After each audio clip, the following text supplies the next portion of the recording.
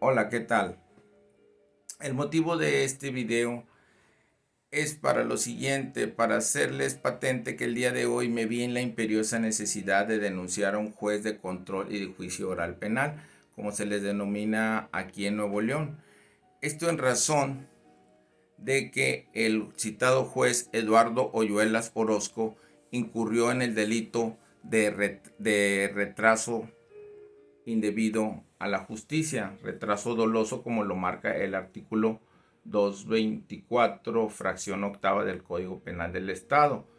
Esto es así porque el 8 de enero del año en curso tuvimos una audiencia intermedia, de la cual ahorita daré cuenta. Primero quiero establecer que la denuncia que presenté contra el juez no es un ataque a su persona, sino es un ataque al sistema, porque la mayoría de los jueces hacen esto. Es mucho el descontento que tienen muchos abogados, no solo de aquí de Monterrey, sino de toda la República, tanto abogados particulares como abogados públicos, en los lugares que me ha tocado litigar, en otros estados de la República, se quejan de que esperaban mucho de este sistema que es muy garantista en teoría, pero en la práctica es muy diferente. La mayoría de los abogados se quejan de que los jueces realizan actos verdaderamente arbitrarios, actos que rayan en la conducta delictuosa. Pues el artículo en Nuevo León, el artículo 224 nos establece cuáles son las hipótesis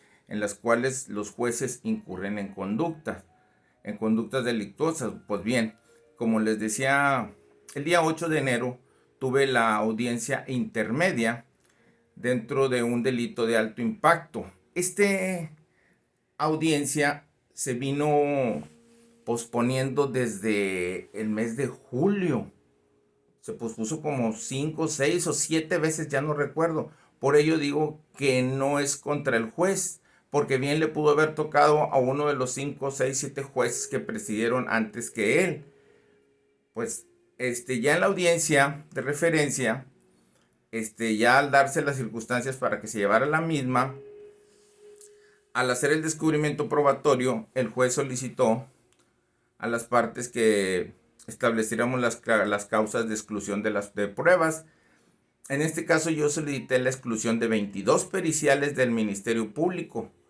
Esto en razón de que el Ministerio Público no los ofertó conforme a los lineamientos del artículo 369 del Código Nacional de Procedimientos Penales, pues es muy claro al establecer que el perito deberá tener título en la profesión en la que vaya a dictaminar. En el caso que nos ocupa, fueron 9 periciales, las cuales la fiscal las ofertó así: pericial criminalística de campo, pericial criminalística de análisis de indicio, pericial criminalística, etcétera, etcétera. Pero nunca nos estableció cuáles eran, cuál era la profesión del perito. Mucho menos nos estableció su cédula profesional. En cuanto al resto de las otras 11 periciales, estableció su cédula, mas no la allegó a la carpeta. Y la importancia de que llegue la cédula a la carpeta es por lo siguiente: que con la firma que aparezca en su cédula y la firma que aparezca en el dictamen nos da la seguridad, la certeza de que fue precisamente la persona a quien se le encomendó esa tarea, fue quien la realizó. Pero al carecer de esa formalidad nos vemos impedidos en saber si ese perito fue el que emitió el dictamen. En esas 22 periciales también ofertó dos declaraciones que iban encaminadas a hacer un análisis técnico de un DVD y de un celular. Entonces, al ser una declaración que iba a versar sobre cuestiones técnicas, obviamente también estaba dentro del rubro de las periciales, y así lo ofertó ella, porque al último de su escrito dijo peritos los cuales tienen su dirección, y expone la dirección del recinto oficial de servicios periciales. Entonces, pues, yo le argumenté al juez que no debería de admitir las probanzas toda vez que carecían de la debida formalidad que establece el artículo 369 ya referido con antelación. Y a mi argumento lo enriquecí con jurisprudencias las cuales de todo sabido es de carácter obligatorio. Le establecí jurisprudencias que establecen qué es el debido proceso que se debe de observar en forma inexcusable en cualquier procedimiento jurisdiccional, toda vez que es el debido proceso el que le da el equilibrio al juicio y es el que garantiza la presunción de inocencia en materia penal. También le establecí la presunción de inocencia como estándar probatorio, entre otras jurisprudencias.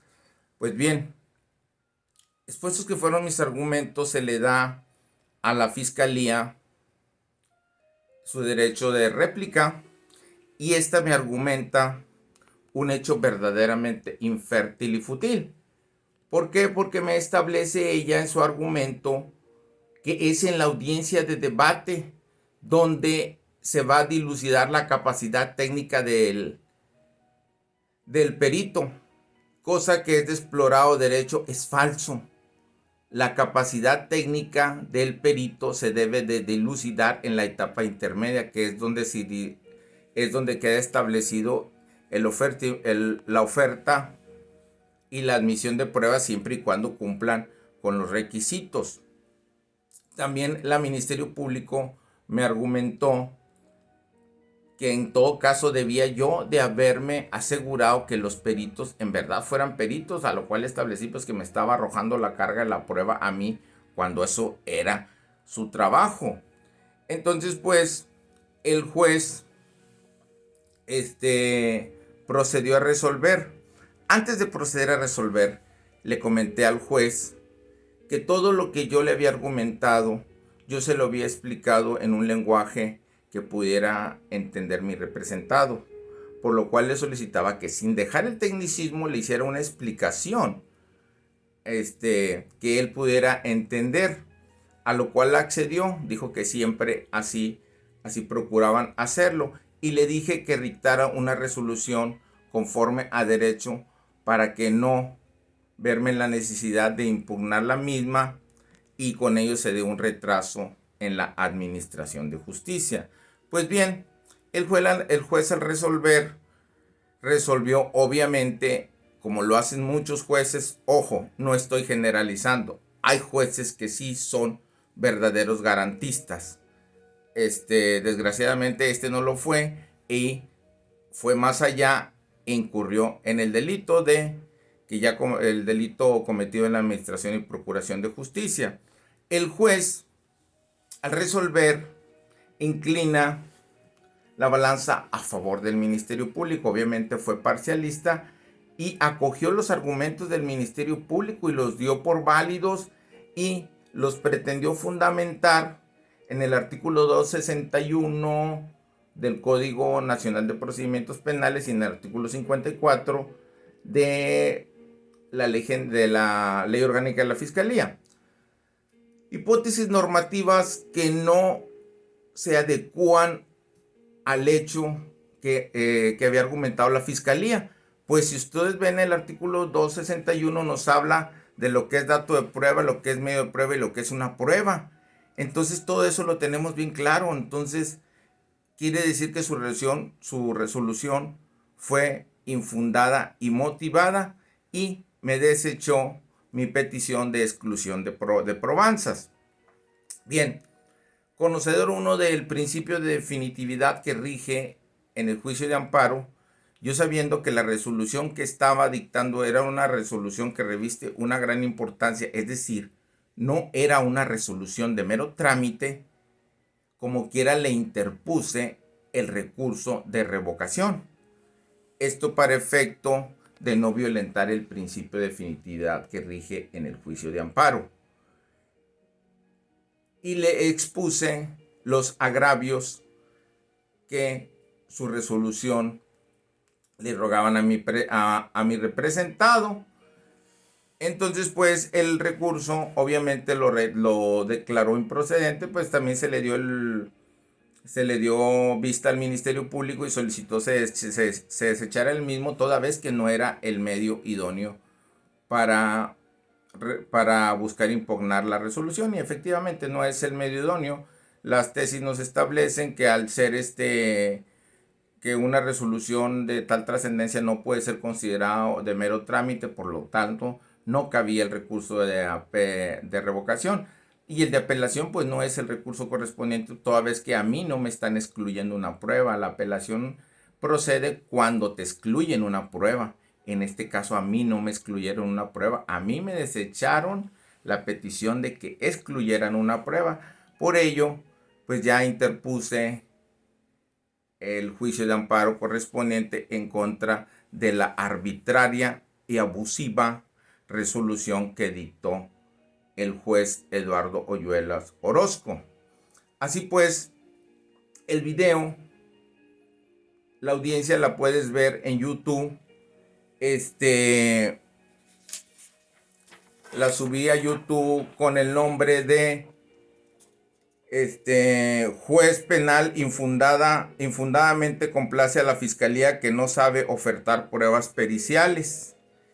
Y hago de su conocimiento a todos los jueces penales, los invito a que se realicen su trabajo de una forma clara, objetiva e imparcial, que no se les pide prerrogativa alguna, simple y sencillamente que se cumpla la ley, porque en lo personal así lo voy a hacer. Cada juez que me violente la ley, cada juez que lo voy a denunciar. ¿Por qué? Porque vivimos en un estado de derecho y ellos también en su función jurisdiccional violentan la ley, así como otros dispositivos como lo son la ley de servidores públicos. Por lo tanto, también al juez Eduardo Oyuelas Orozco también